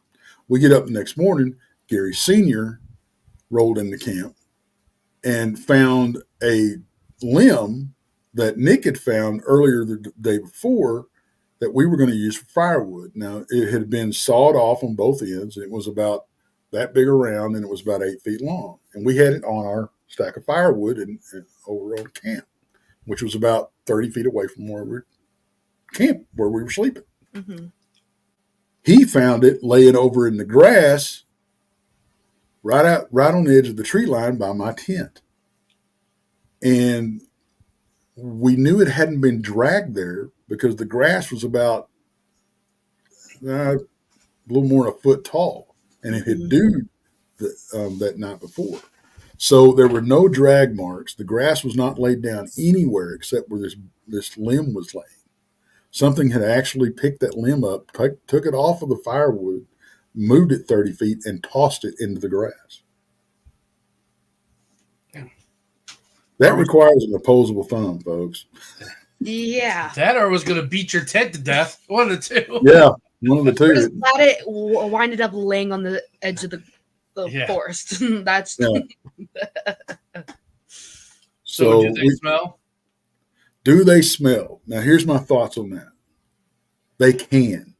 And I think it is either one or two things. Now, I don't know which one it is because there are no experts. Okay, don't let anybody tell you they're an expert. If they do, turn them off. Okay, it's just like paranormal and UFO. There ain't no experts. They may be called experts, but they ain't experts. Most of these experts you see on TV had never had an encounter, and that boggles my mind. What makes him an expert? That's what they say. Yeah, this is an expert paranormal guy. Who's out there giving you the title? Right. So you can explain everything about him. But anyway, and there are people out there that call themselves experts on Bigfoot. Don't get me wrong, but they ain't. I'm not. Now, do they smell? I think they can, and I'll tell you why. Because I think it's one or two things. Either I think it's a set of glands either way. Okay, no different than we have, no different than a deer has. Now, does the smell happen when they're excited or pissed off? Or is it something they can control as a defense mechanism? That I don't know. But do they smell all the time? No, they do not. In fact, as close as encounters that I've had, and I've had these things, I think, as close as right here, I've never smelled anything. I've had two daylight sightings, one nighttime sighting that I'm convinced, and Brandy was with me, that was her first sighting. None of those and none of the encounters that I've had them come up to camp or anything, I've never smelled anything. So I think it's something either that happens when they get excited, and the glands give way, much like a deer in rut season. You look at a buck's leg, and they'll be leaking, because they're so Twitter pated. Now, or is it a defense mechanism? That makes sense too. Yeah. Because when they smell freaking awful. That would be a defense There's mechanism. There's no it's 0 to 100. It's not like a 50 or anything. It's a 0 to 100. It's either I smell the woods, or Yeah. Two things. So you experienced 3 times. So of all those 3 times, did it run away or walk away from you at any point? Okay, the first time I told you about that's when the thing popped up in the wheat field and he ran off in the Right. Because I don't think he saw me at all. Yeah.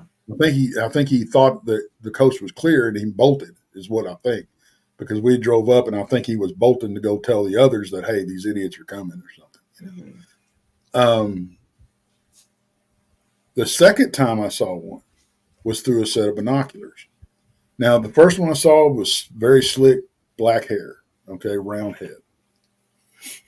The second one I saw, we were scoping out a campsite, me, Bob, and Jason, and I had my binoculars out. And sorry, I get my tongue wrapped around my eye teeth. I can't see what I'm saying.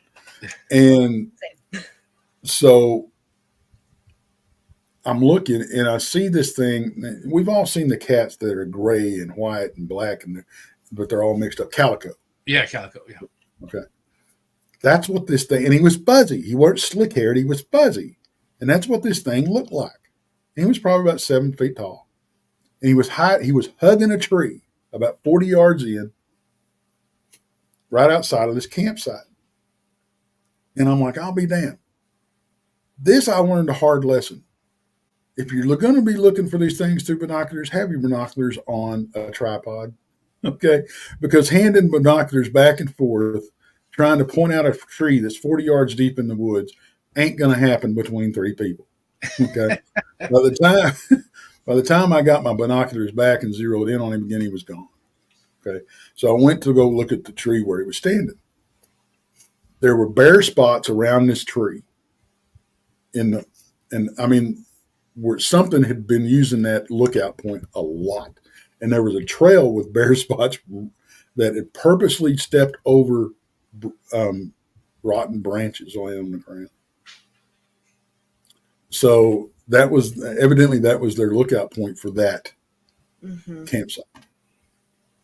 Why I ask is because I always want to know if you can honestly hear like doom doom, like when they're walking or they're running away, that you could hear the thud of their feet or. It depends. They can move without sound if they want, because they are forest ninjas. In my book. But there are times if you get bluff charge, which happened after the third sighting when I was with Brandy, we got bluff charge coming down the trail. They sound like a bull coming through, and all hell breaks loose. They make themselves known. Yeah, that's when I would run. I know I always said, like, if I hear a spirit like walking down the hallway towards you, like do do do do do do do, I would just kind of stand there. But if I heard that kind of all that brush moving and stuff, I'm not.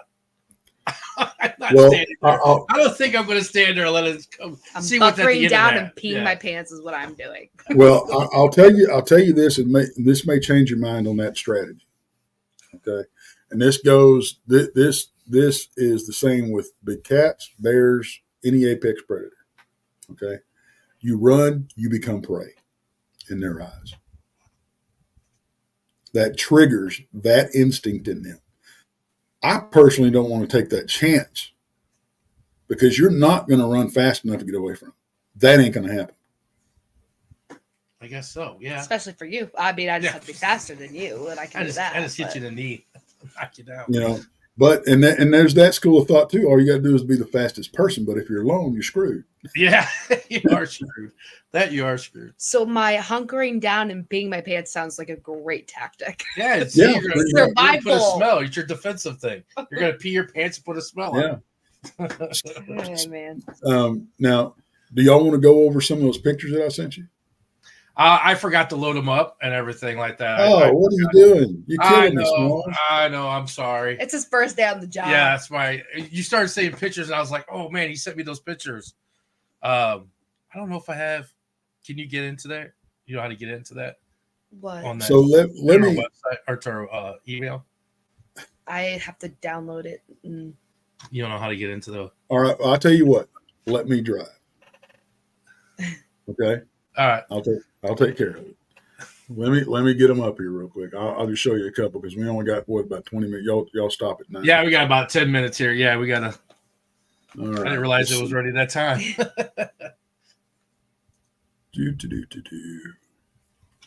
Yeah, I don't. I'm a scaredy pants, so this makes me more terrified. Like, it's You're not interesting. going out in the woods anyway, so I don't have to worry about you. Here's the Bigfoot thing. hunting. I love the nature, but nature does not love me. Okay.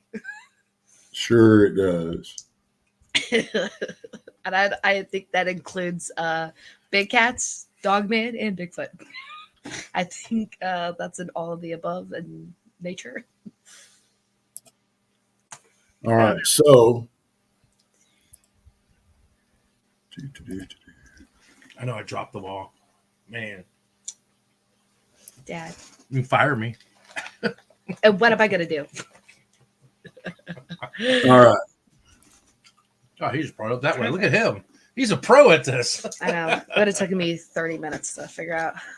Okay, so this is the best handprint that came off of the 2 nights that we got handprints on our trucks down there. And it's a handprint and a forearm. Now let me zoom in on these fingerprints, and I'll tell you why these are not human. Holy cow. No joints. Okay, look at these dermal ridges. Okay, human fingerprints swirl. Yep, those are Every one of us. Primates run across. stacked. That's Okay. a huge fingerprint. Now, it's not as big as you think. This is less than 6 inches. It's a small print. It's smaller than anybody who's on the team. So that's not with the other print above it. Yeah, Okay. this is all one handprint right here. It is. Okay. Okay, I zoomed in on the thumb. Now, Okay. like I said, this hand was smaller than anybody on the team. Okay, and like I said, we go through these, we try to debunk them. Mm-hmm. These appeared in a 30-minute period. Okay, now,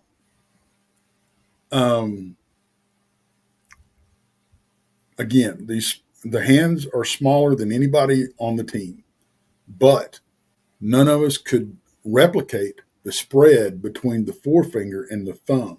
It's like the thumb is located in a different place on the hand. Yeah, more down Okay. On the wrist area. Right. The closest thing we could come up with as far as a match, and it's not an identical match, but is a gorilla print. Okay. Mm-hmm. Now let me go down here, and this is a forearm. You can clearly see this was made by hair. Oh yeah. Oh, yep. The strand. Yeah. The sweep. It's Yeah. Yeah.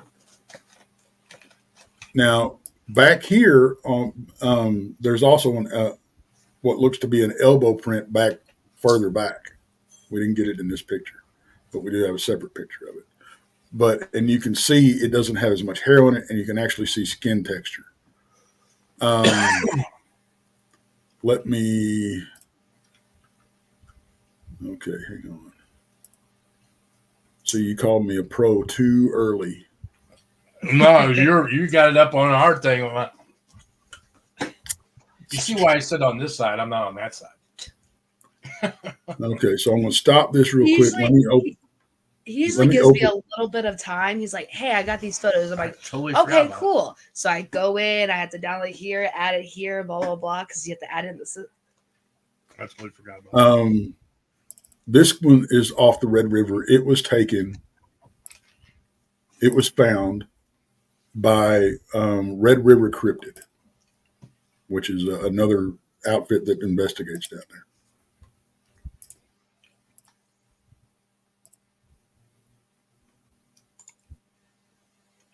Oh wow, that's okay. It's a big footprint. Yeah, Literally. literally a big footprint. Yeah. Wow. I wonder what size shoe that guy was. 24. No, like the guy standing next to his foot. He's shorter than I am, so he probably wears about a 10 and a half, I believe. I wear a 12, 11 and a half, 12. So it's not necessarily long. It's more wide. It's huge. Wide in like the toes. Yeah. Right. Well, and back here's the heel, actually. So this is pretty long. So it's pretty. It's just lengthy. big. Period. Yeah. It's a lengthy foot. Bigger than my foot. I'm 6'1". You know what? I do call you Bigfoot all the time. Not even close to that. Now you don't have as a. All right, let me bring this one up. Find it here. I won't. You know what? There is a guy with a bigger foot out there. Well, basketball players have bigger feet than me. They wear size 15s. Yeah. Jeez. Yeah. Now this one. And you don't This is out of Germany. Okay.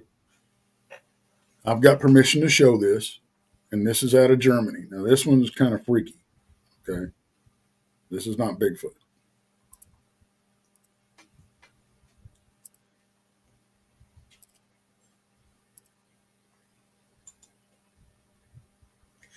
Oh, that one's got a. It's like claws. Yeah. We don't know what that is. That's big claws, though.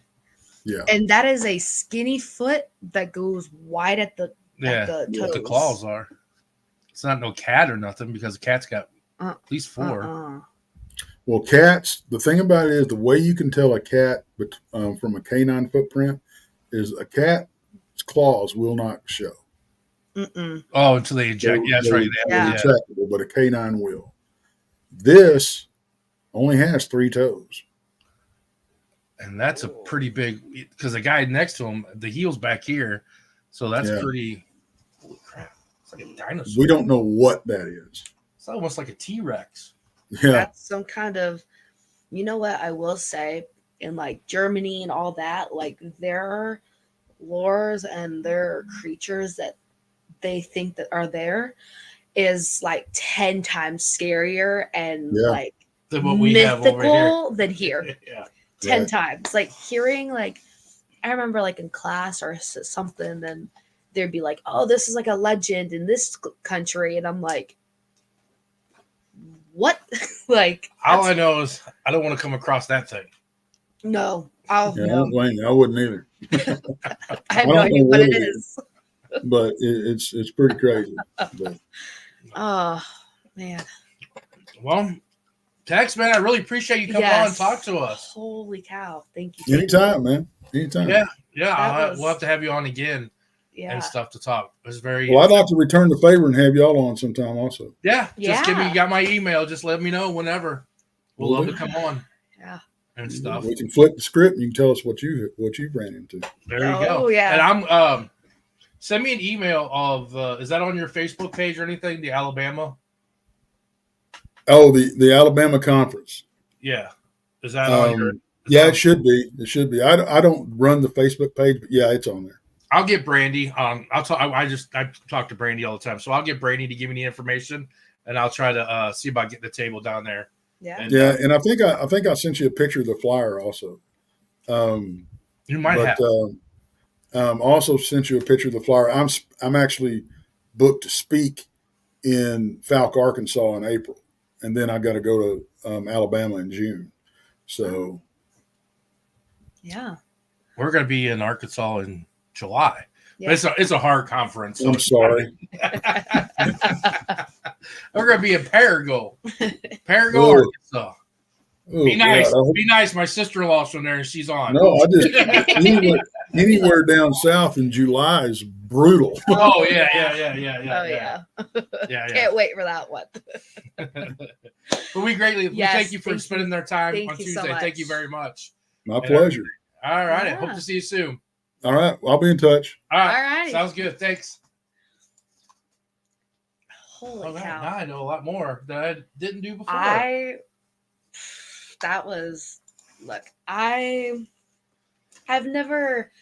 knew about like the whole, I've said before that I'm a big like true crime enthusiast, but I also like mythical creatures and just like a big huge conspiracy theorist, like just all kinds of that stuff. Like that's just what I grew up watching. Still right.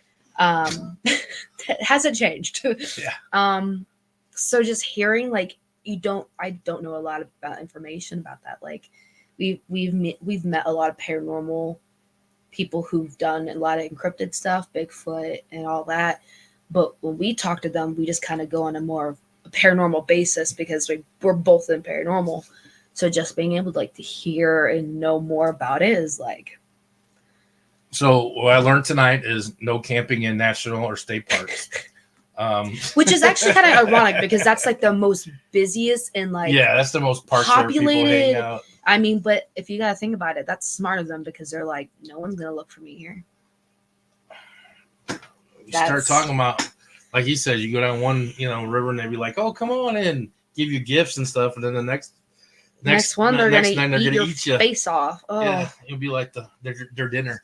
That's you start like I was like I'm never a person that's like, oh, that's not real because, well, we sit in a dark room. Like, how you can't prove it's not, right? That's I'm always open minded with that stuff. But like now I'm like, I've started like I'm like, oh. Now when I go to the woods, I'm just like the phone call. I mean, like our home invasions. I keep saying home invasions. Home investigations. We're not invading any homes. We're not robbing nobody. Home investigations have been thanks to Mark from seeaghost.com and everything he's been passing.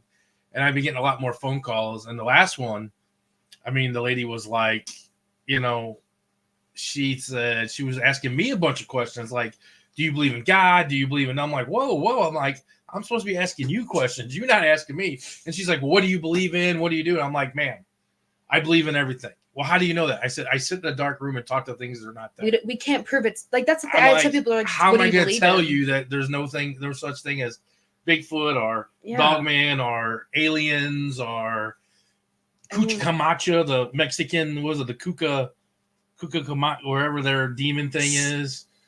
Yeah, skinwalkers. I can't say they're not real. No, because fairies, gnomes. I've been told by psychics vampires, and stuff, werewolves, tree sprites, and stuff like that they're real. Yeah. So and she was like, okay, well, and then she started talking about the whole alien thing. Like she's looking at Google, and that there's black holes up and down Google along the Mississippi rivers, and like there's a black hole like coming out of the water. Like these things, aliens, are like hibernating and mimicking us, and there's going to be an alien invasion. I'm like, whoa. I'm like, I'm not part of the whole alien thing.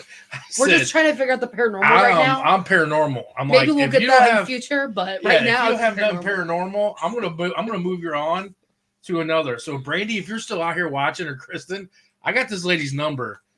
She's like, she thinks she's She gave me a different name, and she was like calling me on an iPad phone thing. Like she wouldn't give me her real name or her real phone because she's afraid. And she's like, Biden this and Biden's with the aliens. And I was like, oh my gosh. I'm like, Susan's on here. Susan's still on here. She was listening to the phone call because we were going to Raw. Yeah. We're just paranormal. I mean, maybe we'll get to the. I wouldn't mind going on a big. And then the one comment, she goes, I don't know if I'm crazy or if I just need to take my medicine. And I'm like, oh, yeah, you need to take your medicine.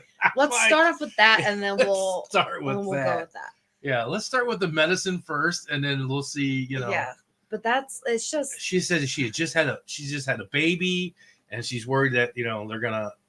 I'm like, oh, my God, her hormones are all over the place. I feel for that woman. I'm like, but my favorite saying, they're cuckoo for Cocoa Puffs. I mean. So are we. I had a lady that said her dresser, she called me and told me that she was hearing arguments in her basement, like a man and a woman, like physically arguing. And then she'd walk up there and go upstairs, and then she'd hear it upstairs. Like she would walk downstairs and she would hear it upstairs. Yeah, and then she physically saw people, like she ran into her fiance's room, was like, there's a man in our house. And she's like, it wasn't like a ghostly apparition. It was like a full body and stuff. And that her husband was at one time that possessed him. And I was supposed to go over there. And she called me up. And I'd asked her, I said, how long has this been happening? She's like, about a year. They won't move, whatever. And all of a sudden she called and she's like, I think we found the problem. I'm like, okay, what's the problem? And she's like, well, my fiance works like construction, so he gets a lot of things. And this guy's like, oh, I don't want this dresser. It's got, it's bad mojo or whatever. And he took the dresser home. Well, they put the dresser outside. and everything stopped happening. They said they were getting like knock at the front door, and some man was looking through the window. And she's like, Well, should you know I what? burn it? Is there a ritual? I'm like, she's like, it's outside. I can bring it back in if you want it. I'm like, I don't want no dresser. I don't want no possessed dresser. Well, you know what? You heard it here, guys. Don't take stuff from people that say this is weird. Yeah, There's I told her to bad take it to juju Goodwill. with Just it. don't tell them it's bad. So if you No. all go to Goodwill somewhere, You see a dresser, you don't see a buy dresser, it. don't buy it because it might be possessed. and Like stuff. that's the thing is like But there's yeah. But she said that she, I don't know, and that's what I told her. I said, was it the ghost knocking to come back in? And and then here's the case. We had this about conversation it. Yeah. today. Was like, can certain ghosts like not get in? Like Well, certain places when you think if you're a ghost, you and- just That's and what he put had yourself said, in. and I was like, well, maybe it's depending on their energy. Maybe if it's more of like they don't have as, I don't know, powerful energy or whatever it is, like they can just they can't full apparition themselves or fully function like a human. But then there's other energies who are more human-like, of when they're running down the hallway or walking down the hallway, you can hear them or you can see them. It sounds like there's a lot of energy because they're able to knock on a door and you can hear it, and they're full apparition of like a human. So Yeah. I mean, who knows? Vinny, come here. But yeah, that's She said that everything had stopped since they moved the dresser outside. So I said, you're like just cool. wait. I said, hey, if anything Get rid starts of it. happening, give I me a don't- call back. I don't think she should burn it because Hey, Bubba, come here. I don't think she should burn it because who knows? I don't know. If you burn stuff, doesn't it like the energy still like? I don't know. Hey, he's downstairs. Oh, But I was gonna let him make an appearance, but Oh. yeah, he's I was trying to bring the grandson on. He wanted to spend the night so he could play games. video games. Yeah. Yeah. Can I catch up? Come here. You want to be on camera? Come over this Come side. here. Can't you Guess can. what we were talking about? We were talking about Bigfoot. We talked about you. What's your favorite cartoon movie? That Bigfoot movie cartoon? You like the movie? You Yeah. like the Bigfoot? This is Vinny. This is Vinny. This is my nephew. Say It's hi. my pain in the butt. We It's my were talking pain in about the butt. Bigfoot. That Bigfoot was nice on the movie, right? Yeah. What you eating? Bacon. Bacon? You're not supposed to be eating none of my bacon. That's my bacon. Where's your sister at? She's on her Ooh, we computer. wanna knock down everything. But Tell her to come here. Eating bacon. Yeah, so having BLTs for dinner. you wanna catch know, up there? yeah. Lisa said a juvenile. Oh yeah, with the small Yeah, the handprint, small- yeah. which is really, if you think about it, like him seeing the shorter ones and everything like that.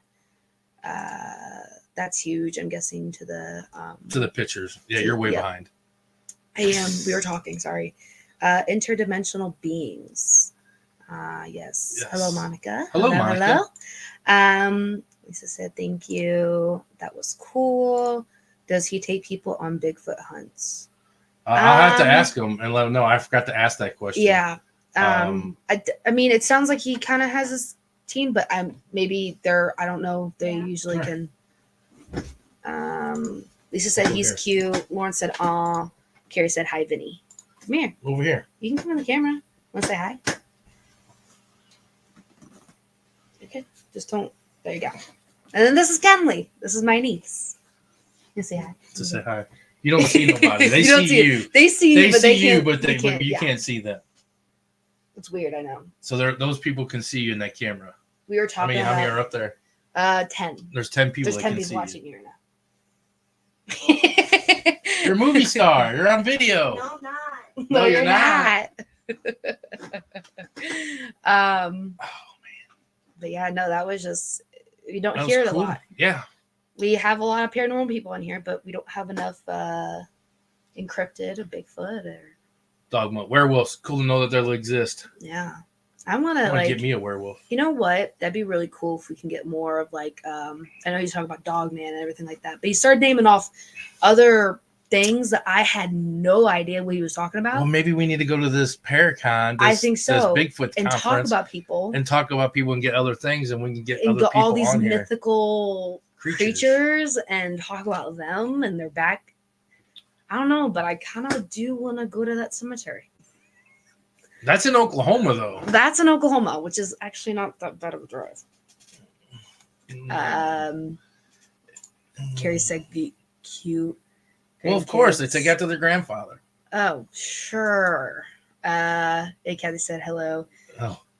She said Henley, but I know she meant Kenley. Henley? Who's Henley? Who's Henley? Hi. Angel Nikki said cuties. Oh, you're watching your cell phone. Andrew Nikki's in her. Hey. She said cuties. She said she was going to come in the second half.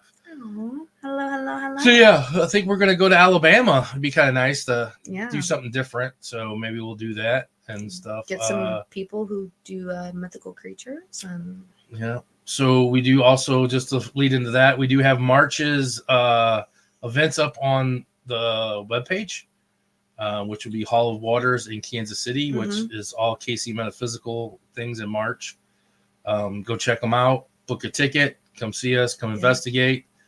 And at the end of March here in St. Louis, it's in Alton, Illinois. Yeah. It's at Mineral Springs, which I'll be at in 2 weeks. And then the following week, I get to hang out with Andrew Nikki and the crew. Get to go see her again and stuff. So, yeah, in order to support us, man, if we can do this, we got to sell tickets, and we got to, without us getting tickets, we can't move forward in this. So, yeah, if you enjoy the podcasts and things that we do, I know we're trying to work up a couple things for hopefully work with Santiago and stuff, and work with and maybe get some kind of anti-bullying thing up here in St. Louis. And stuff like that. We're all about wanting to put it forward and not just all about us. Yeah. So and get out in the community. I think we're going to do a Haunted Souls trunk or treat this year. Yeah. We're going to try to get together and get some have a big trunk or treat. Yeah. We just got to get in the parking lot and stuff like that. So we'll sponsor a trunk or treat. And I really want to do like a toy drive for like the kids at the hospitals and stuff like that. So a lot of. If anybody has any ideas on how to do stuff like that, I mean, we're all willing to help and do stuff. I mean, if you guys want to have any ideas on things that we could do, because we have to have something to do to draw the people in for a toy drive. Yeah. The trunk or treat is not a bad thing. It'd be kind of a thing where it'd be us and you guys, like we kind of do this whole thing together. It wouldn't be just we can do anti-bullying trunk or treat and get Santiago. Our peanut gallery. What the hell? The voice just comes from nowhere. It's like Lord. It's like God talking to me. I was like, what? But yeah, no. Our two biggest events that we do have that we are promoting, and we really, really need your guys' support on. That whether that be buying tickets, promoting, telling your friends, any kind of thing that can help is our MSP on September 21st. And then she had one job. Tell me about me about the picture. She don't even know the dates. Okay, they're all fusing together. I just get in the car and leave. And then April 12th. April 12th is we are going to Indiana State Sanitarium. Indiana State Sanitarium, which I don't think we've said on. Did we say that we've definitely had it? No, we were waiting for the confirmation last week. I didn't do it. I didn't say it last week. No, we had to we had to get confirmation. It's on our website. We April are 12th. Officially going to Indiana Sanitarium. Madison finally gets to go. I am finally get to go, and I'm so excited. Too bad you got to work. Which we were talking about solo runs last week, which we'll get into that next week, maybe. Yeah, next week we're going to talk about all kinds of things about solo runs. I got some videos from shout out to Possum Paranormal. Andrew Nikki's part of that group. How highlight them. We got some videos that they had Yeah. and stuff. I didn't mean to cut you off. No, though. you're good. You're good. And we're gonna talk about some Estes videos. We're gonna have some of ours, some of theirs, and hopefully Andrew Nikki can make it on there because man, she is like lights out. She knows them. You want someone to go and you want someone to do Estes. Andrew Nikki is the girl. Sounds like you're just talking. She's talking to you, having a conversation. Yeah. And stuff like that. And it's going to be actually like Andrew Nikki was upstairs and the girl was downstairs asking questions. Yeah. And she was answering. And I was in the room with Andrew Nikki and I didn't realize the answers that she was saying didn't make sense. But then after seeing the video, it makes total sense when she was answering right. And so if everybody wants to say, well, Estes is not, the people can hear him. I don't think she can hear through the floor. So, with the headphones on. With the headphones on. So, yeah, that's going to be next week. Gotta check us out. It's going to be us. Do some banter. Just us. We're going to be some banter. Tell people how it is. We'll be pumped up. Ow. Hopefully. You did that. Yeah, with your meat claws, man. You did that yourself. My hand was standing right here. Maybe that's your handprint that's on that picture. Oh, but I have no nails on. Oh, my God. She just scratched the crap out of me. Whatever. Like a cat. Whatever. Sensitive. Whatever. All right, guys. We will see you next week. You heard it here. Stay spooky, everyone. Bye.